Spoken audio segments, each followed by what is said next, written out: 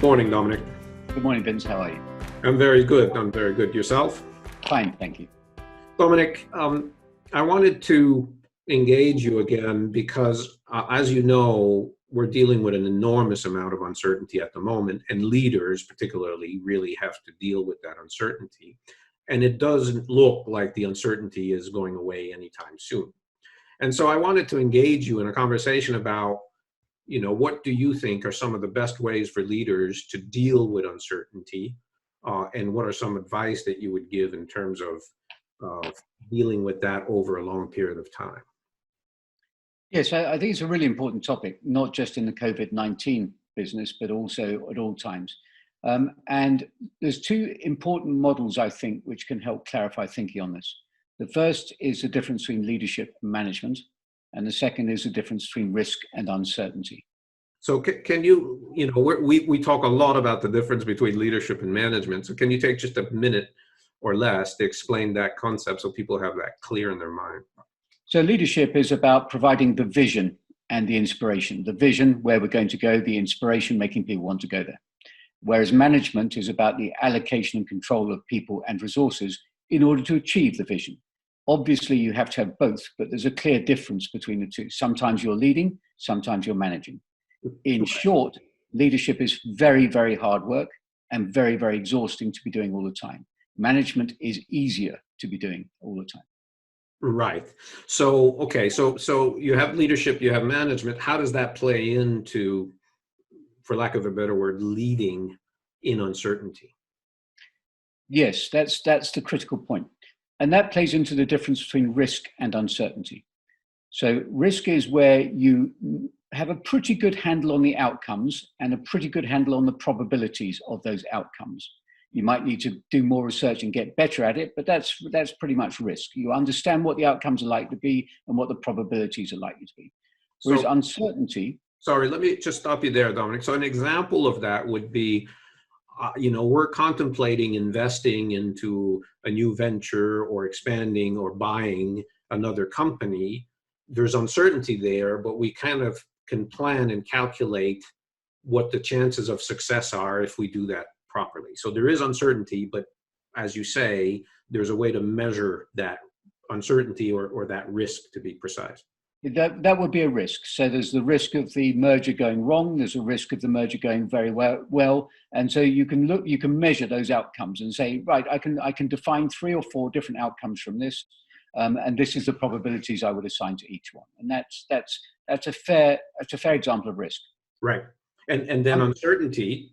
Yes. Uncertainty is when you don't know all of the outcomes and you certainly don't know the probabilities.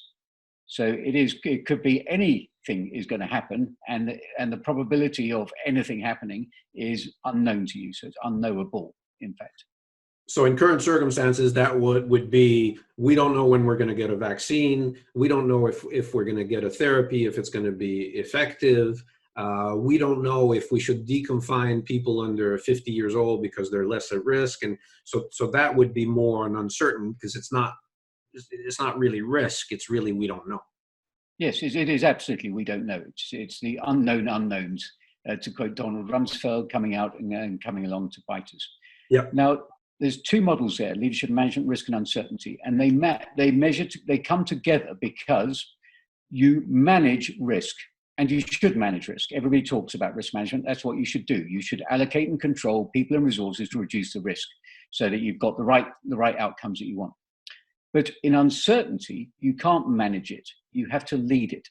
You have to provide a direction. You have to make people want to go in that direction. And the problem now comes is that if you only deal in uncertainty, that essentially means you're only dealing in leadership. And the problem with that is that leadership is exhausting. It is utterly exhausting to do it all the time and never have a break to be doing other things. So therefore, you need to transform, if you can, a portion of the uncertainty into risk. Absolutely. So that's the key point. The first key point is that if you can get as much of the uncertainty made into risk as possible, then you are going to reduce the burden on you as a leader. And you can then use your leadership to do other things, like thinking about beyond this current period of uncertainty, about thinking about where we're going in the next 5-10 years. And so that's why it's important to get beyond just always trying to lead through uncertainty. Now, I'm sure people watching us are going to say, okay, that's great. Conceptually, I can get my head around that. The question is, how do you do it? So the first, and it's an obvious step, but so many people I've dealt with miss this, it is to find, fix, and rely on the predictable, to actually identify what is predictable. And that means that you've got to identify truth, to distinguish fact from assumption. Now, you're going to still work on assumptions, but you need to test them constantly to make sure the assumption is valid or whether it's wrong or not. And the facts are facts. And even if you're a perfectionist, even if you have a different kind of personality which drives you in certain directions, you have to learn to accept facts as facts. So stop fighting the facts and always test your assumptions. So that will be the first part of doing it. So in the current situation, what would be facts and what would be assumptions? If I'm a leader, I'm dealing now with the crisis. Off the top of your head, what would be facts and what would be assumptions? Facts would be the number of people who died yesterday in hospital and in care homes. Assumptions would be there will be a vaccine coming at some stage. Assumptions would be that wearing a mask will cut down the infection rate. That is an assumption, not a fact. So there are facts in there and assumptions. Now, you work with both as a leader, but it helps enormously if you can rely on the facts. So you stop having to think about those and then look at your assumptions and test the assumptions. So you separate the two out.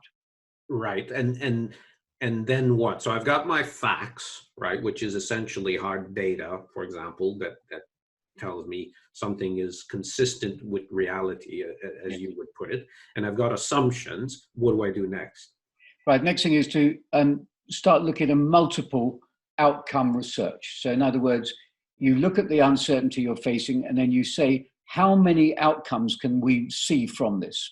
And you'll need a team to do this. You can't do this on your own. Leaders use boards. They also have strategy teams to do this, and you get together as many different outcomes as possible. And once those are defined, then look at assigning a rough probability to each outcome.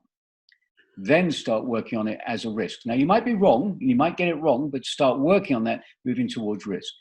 So a lot of people in business today are doing contingency plans, right? So they're saying, or scenario planning is the right word. So they'll say scenario 1, we get out of this quite soon, vaccine quite come soon. What do we look like if that happens? Scenario 2 is a midterm situation. And scenario 3, for example, is catastrophe.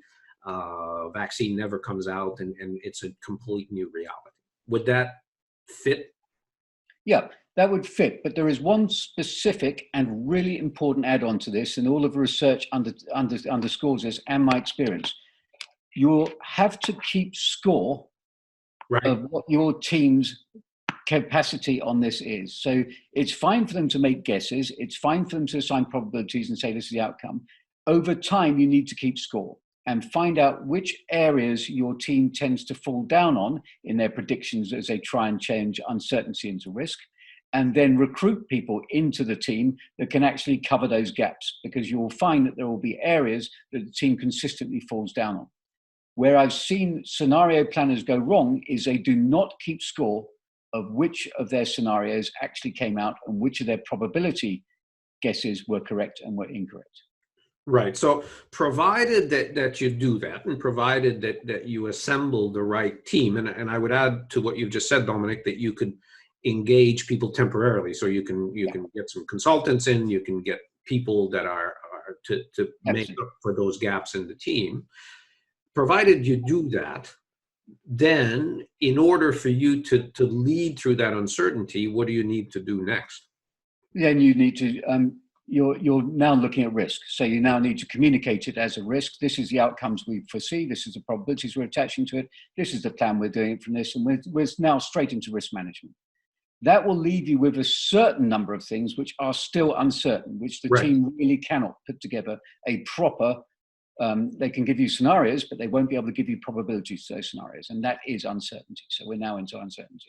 And so, again, coming back to my initial question, having done all that, as I'm leading through that uncertainty, what are some of the key things in your mind that I have to do as a leader to help the team, the company, drive through that uncertainty, if I may speak that way.